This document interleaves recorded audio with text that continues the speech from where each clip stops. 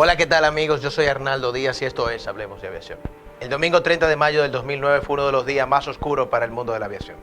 Un Airbus A330 salió desde Río de Janeiro con destino al Charles de Gaulle en París. En él estaban 228 personas que estaban destinadas a durar unas 11 horas de viaje.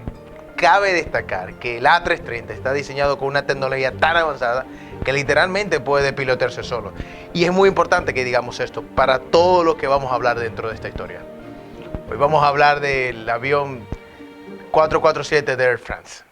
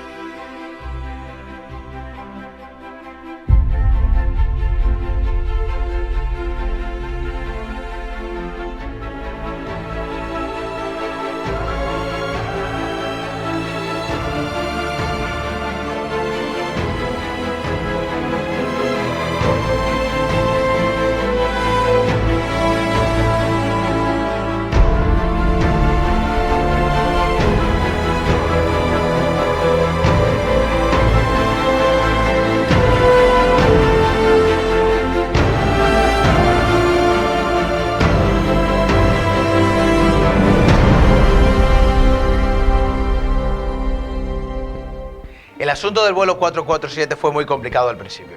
¿Por qué? Bueno, esto es ya que no podían visualizar con exactitud dónde había desaparecido. Para empezar, desapareció en un punto donde ningún radar tiene cobertura. Y es por esto que el área de búsqueda fue tan grande. O sea, cubrieron unos 17.000 kilómetros al cuadrado.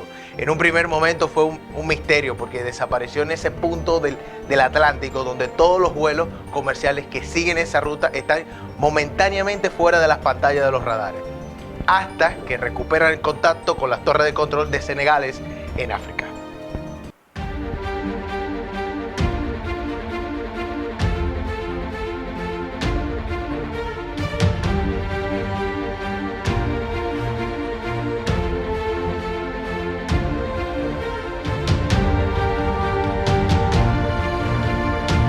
Cinco días después, la mañana del 6 de junio, las Fuerzas Armadas de Brasil y de Francia encontraron a 965 kilómetros de las costas de Brasil unos 50 cadáveres y parte de los restos del avión. Al momento de encontrar cadáveres y la parte del fuselaje intacta prácticamente, se descartó la teoría de que alguna bomba pudiera estallar, por lo que algo peor aún pasó. ¿Cómo es posible que un aparato tan costoso y tan moderno provocara la pérdida de tantas vidas? La historia del vuelo 447 de Air France se puede resumir de dos formas, muy sencilla. La primera es cómo la tecnología puede convertir la cabina de un avión en un completo caos, hasta el punto de hacerlo ingobernable y causar un accidente fatal, porque eso fue lo que fue. Y la segunda, y no menos importante, es cómo dos pilotos incompetentes son capaces de tumbar un avión sin fallo mecánico alguno, como para que pueda seguir volando. Oui. Oui, Marlène, c'est Pierre devant. Dis-moi, dans 2 minutes, on devrait passer une zone où ça devrait bouger un peu plus. Je dois vous méfier. D'accord. On s'assoit alors. Ouais, je pense que ça serait pas mal. Je te rappelle dès qu'on est sur plus tard.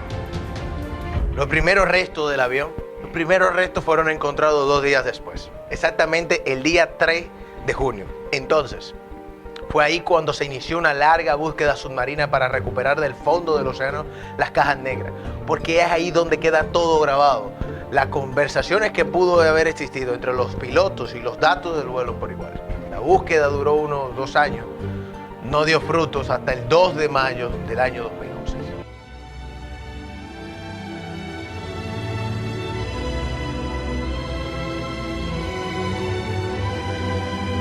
El 447 tenía suficiente combustible para hacerlo. No lo evitó y siguió rumbo hacia la peor de las tormentas que se habían iniciado en la zona. Justamente a las 1:51 AM, según las cajas negras, la cabina fue iluminada por algo que le llaman el fuego de Sant'Antelmo, un fenómeno luminoso causado por el aparato eléctrico de las tormentas.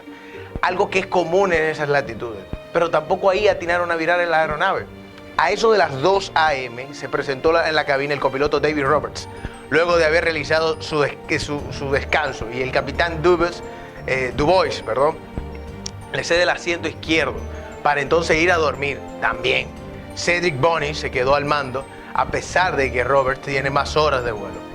A eso de las 2:02 AM, Dubois abandona la cabina y tan solo 15 minutos después todos estarían muertos. L'impression qu'il allait y avoir de l'orage. Il va y avoir des turbulences quand j'irai dormir. Justo en ese momento se produce el evento crítico que condicionará el desarrollo del acontecimientos posteriores y toma decisiones erróneas, condenando fatalmente el aparato. La sonda exterior que mide la velocidad se congela y el ordenador del avión, al no recibir datos de este sensor, desactiva el piloto automático, haciendo sonar una alarma durante 2 segundos. Estamos hablando de los pilots, que es lo que regula la temperatura de los mismos.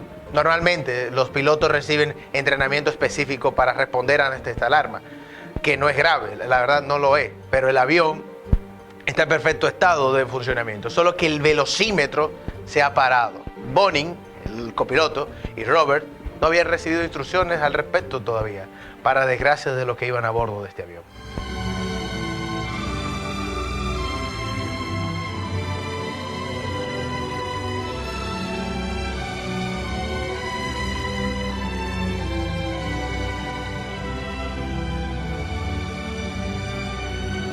El Air France gana altura, pero pierde velocidad a medida de que sube.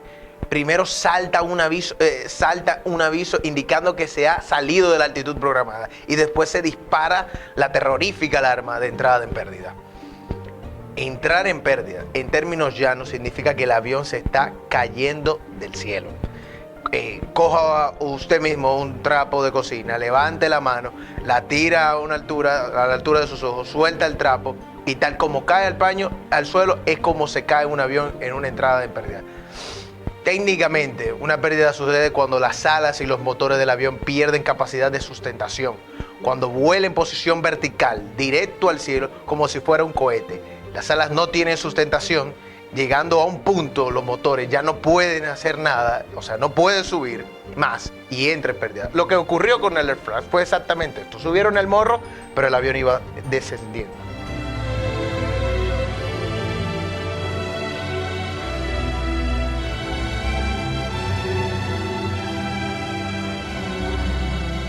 Las pérdidas, como sucedió en el caso del Air France, puede ser menos violenta.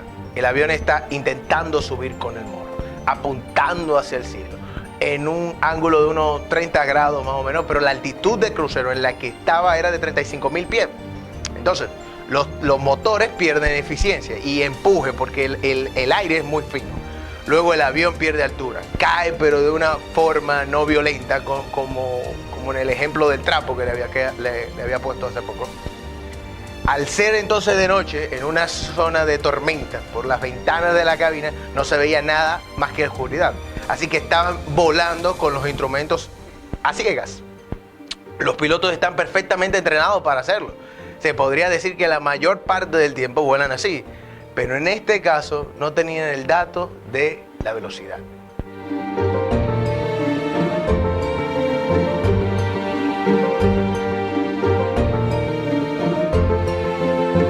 También están perfectamente entrenados para manejar las pérdidas, que no tienen por qué ser necesariamente graves, con consecuencias graves. De hecho, son parte habitual de las exhibiciones acrobáticas que estos viven haciendo. Cuando un avión comercial entra en pérdida, salta una alarma que enciende una luz roja intermitente dentro de la cabina. Y una voz repite en inglés, stall, stall, stall, continuamente, con despertador martillando como si fuese por la mañana. Mientras tengan margen de altitud, todos los pilotos saben que cuando salta una alarma, tienen que empujar el stick, que es la palanca que está al costado derecho, hacia abajo, tienen que echarla hacia adelante, apuntar el morro hacia el suelo hasta que el avión recupere velocidad y finalmente nivelarlo. Dicho de otra forma, picar y remontar cuando una alarma se calle.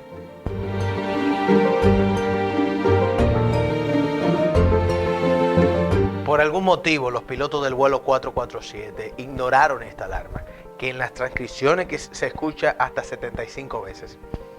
Tal vez a causa de que no eran conscientes que el ordenador había cambiado la ley del vuelo, anteriormente mencionada, de modo normal a alternativo.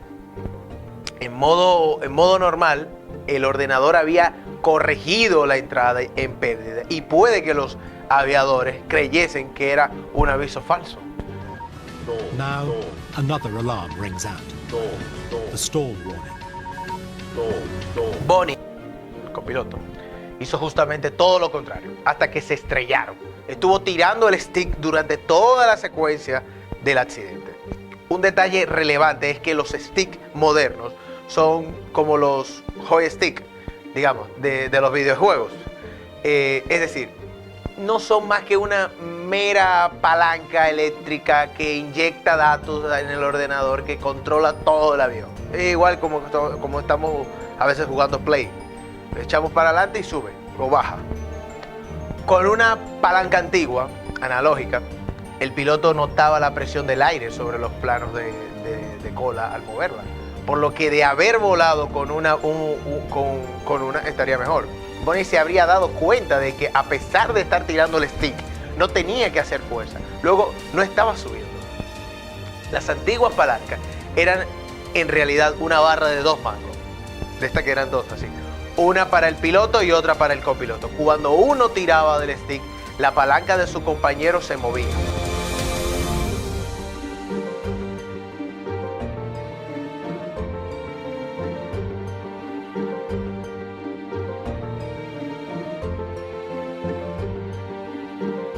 Antes de entrar en pérdida, el tirón al stick había provocado que el avión ascendiese a 7.000 pies por minuto. Por minuto, a tan solo 93 nudos, 2.133 metros por minuto a unos 172 kilómetros por hora. Velocidad propia de las avionetas pequeñas, estamos hablando de una A330. A las 2:10 AM, el sistema antihielo descongela una de las sondas externas y vuelven a tener lectura de la velocidad de los indicadores. Cuando hablo de los sistemas de antihielo, estamos hablando de los pilots. Recuerda lo que habíamos hablado al principio. Bonnie afloja algo la palanca y el avión recupera velocidad según baja el morro. Al alcanzar los 223 nudos, la alarma de entrada en pérdida se para. Y los copilotos, como de normal, recuperan momentáneamente el control de la nave. No obstante, Bonnie no ha dejado de tirar aún la palanca completamente. No saben si está subiendo todavía o están nivelados y llaman al capitán exclamándole a través de la azafata. A eso de las 2:10 AM, unos 55 segundos según la caja negra, se descongela la segunda sonda y el Airbus vuelve a estar en perfecto operativo, sin avería alguna.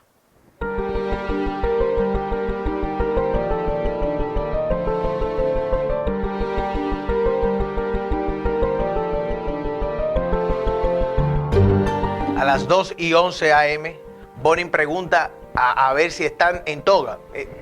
Cabe destacar, toga es un tecnicismo acrónimo de lo que es en inglés take off, go, around, despegar o abortar.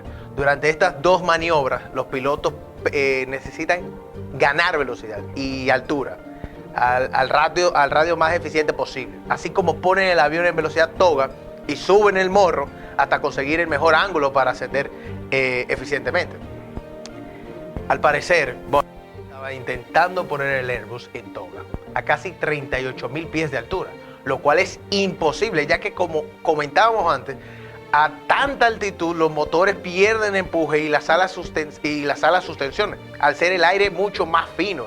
Este error provocaría la siguiente entrada en pérdida.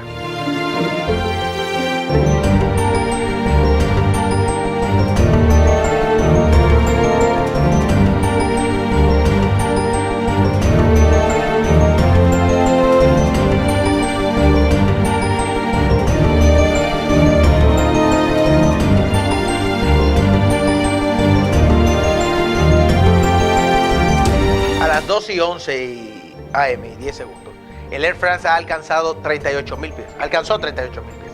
La altitud máxima que llegara a coger durante todo el vuelo, con los motores a toda potencia, en velocidad toda, y el morro subiendo a 18 grados. Entonces vuelve a saltar la alarma de entrada en pérdida y el avión comienza a caer lentamente en esa posición, así, con el morro hacia arriba. Los dos copilotos ven cómo el altímetro desciende, la alarma de pérdida sigue sonando. Bonin entra en pánico diciendo que no tiene control al notar cómo el avión es zarandeado, o sea, qué es lo que está pasando por tantas turbulencias producidas por el deceso. Y Robert anuncia que toma el mando, pero vuelve a tirar de la palanca.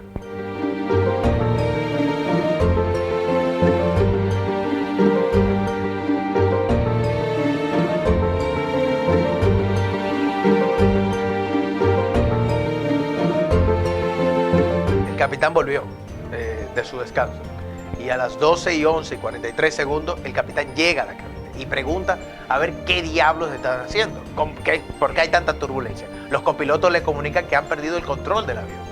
El capitán comete otro error grave. En vez de sentarse en su puesto, se coloca de observador en el tercer asiento, detrás de los copilotos, como que si fuese un invitado.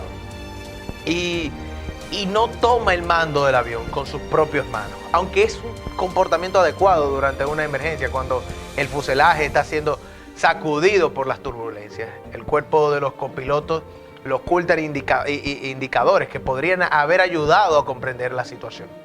De ocupar la silla, se habría dado cuenta de que estaban tirando el stick todo el rato. Y claramente es un fallo teniendo en cuenta que dos copilotos retrasados están a los mandos.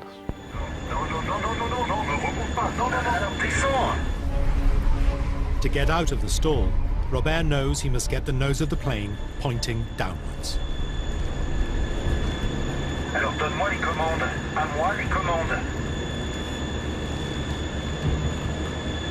Vas-y, fais les commandes. Para entonces han descendido hasta los 35.000 pies. Tienen el morro a 15 grados. Los motores a máxima potencia. Caen a razón de 10.000 pies por minuto, con un ángulo de 41.5 grados más o menos, en relación con el mar. Durante los siguientes 3 minutos que pasaron y medio, caerían en esta misma posición hasta estrellarse contra el agua.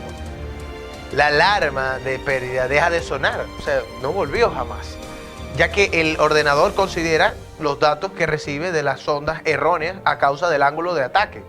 El morro está subido, pero el avión cae.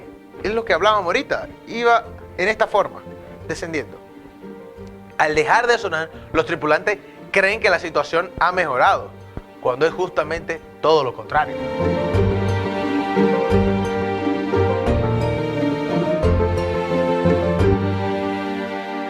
Robert empuja la palanca hacia adelante, pero Bonin, que está al costado derecho, seguía tirando de ella. Así que la orden enviada al ordenador se anula porque tenían dos sticks al mismo momento.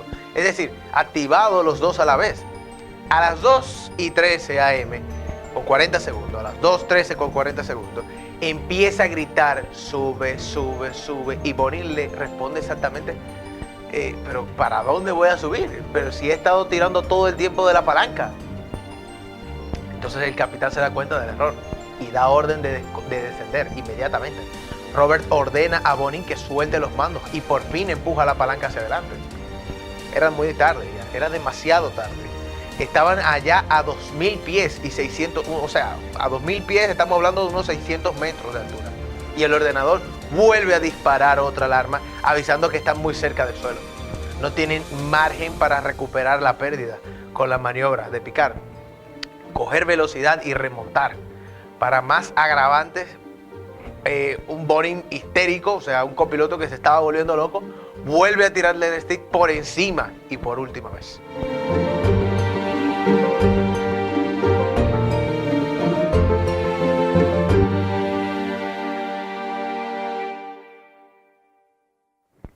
A las 2:14, minutos con 28 segundos, el Air France se estrella después de estar cayendo durante 3 minutos y medio.